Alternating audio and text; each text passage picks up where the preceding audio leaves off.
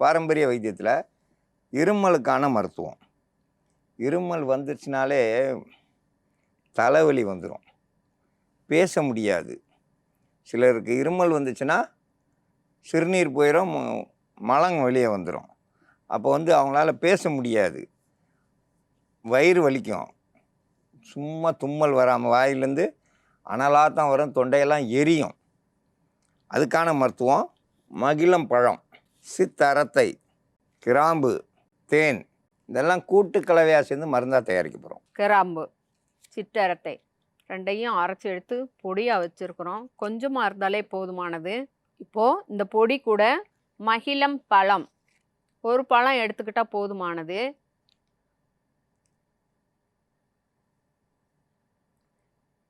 சதம் மட்டும், ஒரு பழத்தில் உள்ள சதம் மட்டும் கூட சேர்த்துக்கிட்டா போதும். இது கூட தேன் ஒரு ஸ்பூன் கூட சேர்த்துக்கிறோம்.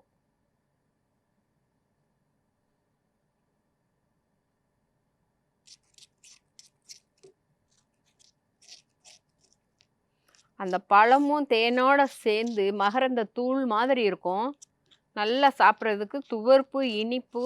ஒரு பழத்துக்கு மேலேன்னா அதிகமாக நீங்கள் சாப்பிட முடியாது. அதனால் ஒரு பழமே போதுமானது.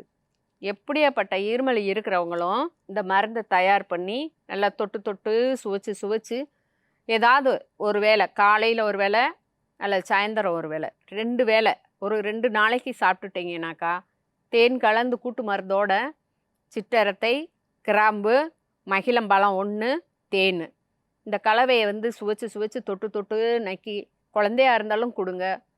அப்படி சாப்பிட்டுட்டாங்கனாக்கா அவங்களுக்கு அந்த இருமல்ன்றதே இருக்காது.